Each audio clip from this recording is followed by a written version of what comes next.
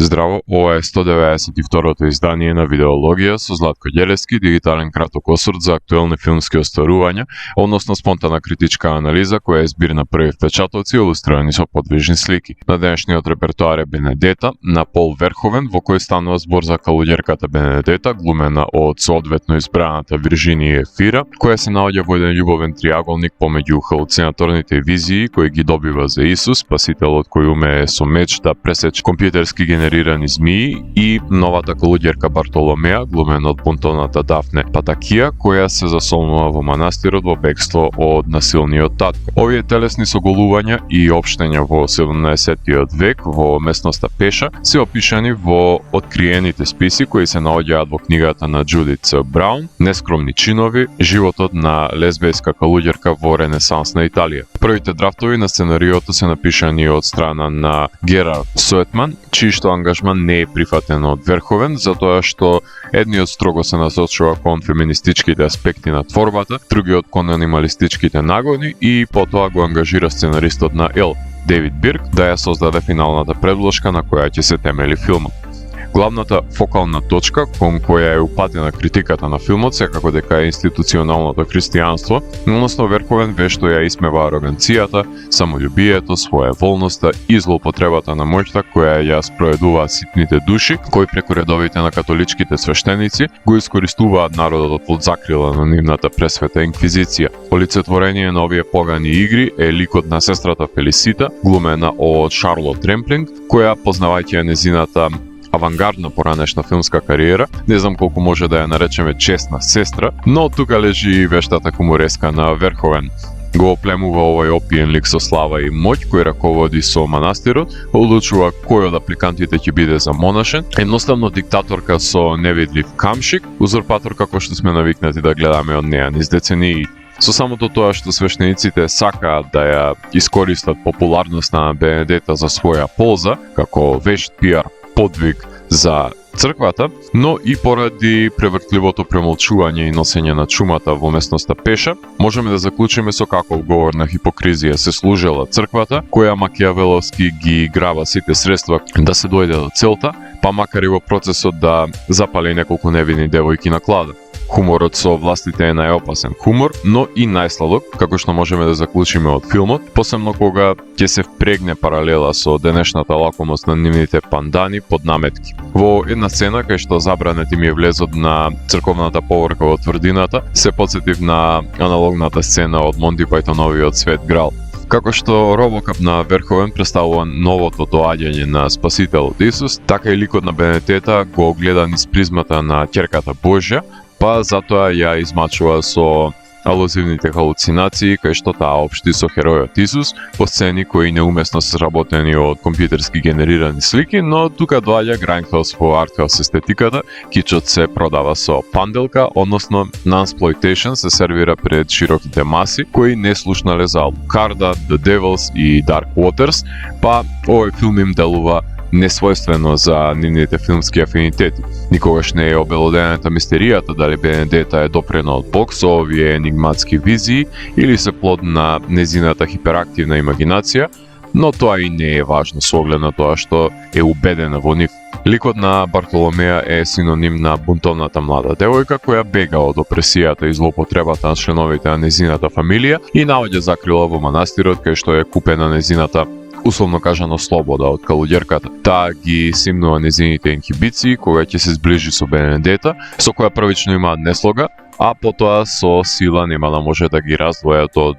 будуарот. Несомнено дека Верховен бил и ќе биде кронисаниот татко на модерниот еротски филм. Не само што Basic Instinct и Showgirls се постаменти на филмската еротика, тој во дадени инстанци немотивирано имплицираше еротски секвенции во Turkish Delight, преку Hollow Man, дури и до Ел. Тој е познавач на началата на еротскиот филм, кои се значајни компоненти од Бенедета, со оглед на тоа што умее да создаде сластен диалог како предигра помеѓу ликовите, кои под велот на ноќта со градација ги соголуваат нивните тела и започнуваат меѓусебна експлорација на стимулирање на сетилата од кој понира еруптивниот нарав. Вештината на оркестрирање на притајните импулси ретко кој умее да ја примени во модерниот филм и сметам дека е постапка која младите режисери ја избегнуваат затоа што немаат познавање ниту стилско решение како да им придат на овие чинители во циничната денешница во ерата на мемето. Денес се соголува брзо, се нема волја и желба да се образува ритам и тон, да се инсценира и блокира сцената со финеса,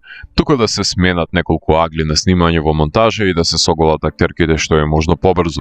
Незнаењето се должи на неумешноста на пристапот на еротските сцени и неинвентивноста во нивната реализација, затоа што забораваат дека и тие се значаен аспект од нечија визија и поетика, а старите волци како Верховен се вајари кои едва чекаат да имаат можност да ги обликуваат овие сцени.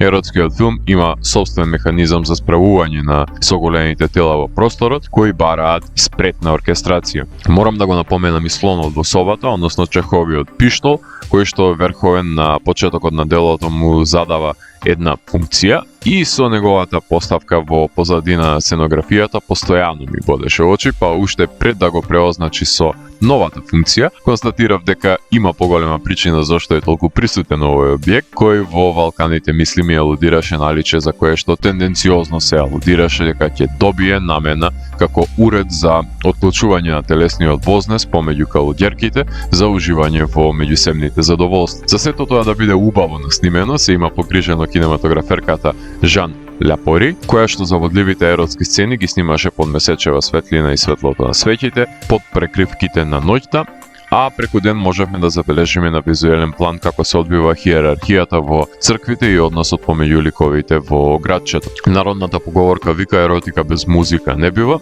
така што композиторката Ен Дадли знаеше дека мора да ја засили ерупцијата на сладострастие во еротските сцени и да создаде музика за транзиционите сцени, креирана со помош на оркестрација и хор, и во реалноста и во халуцинациите, засилувајќи го постоечкиот емоционален набој од актерската игра на не баш кој знае колку впечатлив начин. Кога Верховен снима бурлескен филм, сакам секоја негова глупост која ја има смислено во неговата бескомпромисна глава да го најде своето место во делото, зашто се има погрижено монтажерот Јоп Тер Бург, холандски монтажер со кој најчесто соработува Верховен во неговите посериозни филмови, но овој пат ја доби задачата да ги долови и неговите луцидни идеи во некаков лесен за следење, доста предвидлив наративен тек, кој повеќе соодветствува на холивудски продукт отколку на артхаус филм, но тоа е материјалот кој му е даден на располагање. Најпрвин да расчистиме неколку кривогледи во поглед на режисерот Пол Верховен. Човекот има 83 години и сака да сними еротски филмови при соголување на млади тела кои горат од страст. Неговата богата филмска кариера се состои од култни остварувања кои се постаменти на научно-фантастичниот и на еротскиот филм, но и од исмеани дела кои денес се култни творби кои се почитувани дури и од елитистичките кружоци на квази префинетите гледачи. Со други зборови, кој има снимено своето и сега само сака да разголува калуѓерки на платно и да ужива во процесот. Инфантилно би било да очекуваме од него да сними врвни артхаус дела, само затоа што го снимил Ел. Верховен не се повторува, впрочем филмот се вика Бенедета, а не Ел 2. Ако ги тргнеме вашите погрешни предзнаења во приоѓање на гледањето на филмовите и подигнување на илузии, кои самиот автор никогаш не ги ставил како мерила кои треба да ги достигне неговиот нов филм, туку сте подготвени да гледате еротски филм со хумор кој се спрдаши со христијанството, тогаш ќе уживате. Воспротивно, доколку немате смисла за неговиот хумор и желни сте да гаите илузии за неговите претходни изданија, ќе бидете драстично разочарани.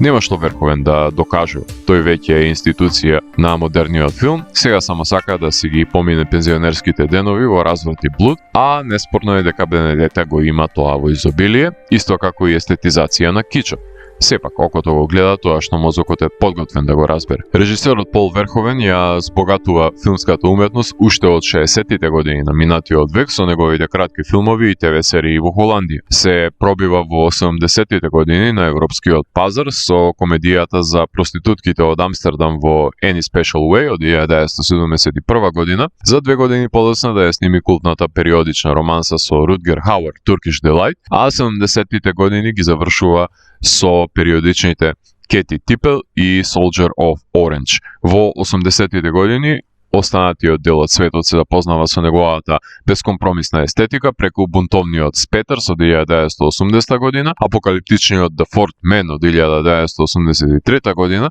периодичниот Flesh plus Blood од 1985, кој е најблизок до Бенедета на визуелно рамниште, за да го нападне Холивуд со научно-фантастичните постаменти на 80-тите RoboCop и Total Recall. 90-тите ги започнува со култните еротски дела Basic Instinct и Showgirls, за да се врати на научната фантастика со Starship Troopers и Hollow Man. Во 2000-тите години се оддалечува од Холивуд и го снима периодичниот филм за Втората светска војна Black Book, започнувајќи да твори на европскиот континент по финансиските неуспеси во Америка, а во минатата деценија го сними забавниот Трик и одличниот Ел, за кој Изабел Юпер доби и номинација за Оскар, која не можеше да ја прелаже да глуми една од честните сестри во манастирот во Бенедета. Ако го држи здравјето, ќе ја комплетира серијата Белами до наредната година за моќниот новинар во Париз кој ги изманипулирал богатите парижанки. Секако дека делото си пати во својата формулаичност, односно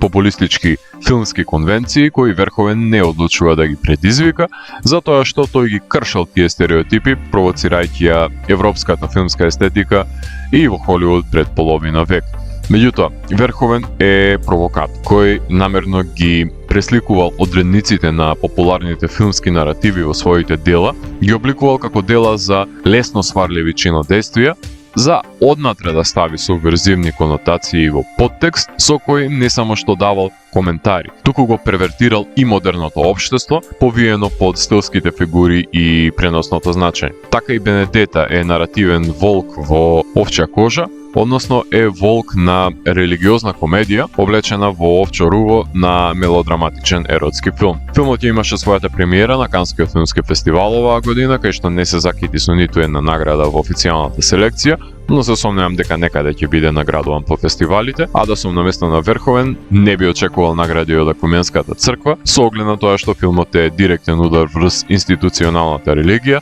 односно католицизмот, со превртливата природа и политичката игра на кардиналите, бискупите, нунци и честните сестри, кои ја злоупотребуваат моќта, која им е доделена од народот, кој во епилогот на делото ќе спроведе својата побуна. Јас имав можност да го погледнам под отворено небо на Синедес, кај што ковид пандемијата толку многу ни има штетно влијаено, што публиката се срамеше да се насмевне на глас на пародијата која ја приреди Верховен една недела по канската премиера. Ако не се лажам, AFC ги откупија правата за дистрибуција, така што тие имаат искуство и умеат како да ги пласираат овие ризични дела на американската публика, кои ќе си го најдат своето место на полноќните маратони. Од филмот можевме да констатираме дека црквата не дава милостина, се влегува во неја со пари, понижувањето не остава трага и кога ќе се отворат портите на градот, чумата непречено ќе помине низ нив, лекција која не ја научивме да ја применуваме за да се спасиме од пандемијата која ги затекна нашите модерни дворци. Верховен, долгогодишен борец против пуританизмот во филмската индустрија, посебно во доменот на еротскиот филм, сними нов филм за калуѓерки кои само сакаат да се забавуваат. Ако морам да го евалуирам, тогаш Бенедета од мене има 4 од 5. Доколку ви се допадна 192-то издание на дигиталната архива Видеологија, лајкувајте го видеото, споделете го и следете го каналот. Последете и по останатите рецензии на виртуелната полица. Ви благодарам за вниманието. Поздрав!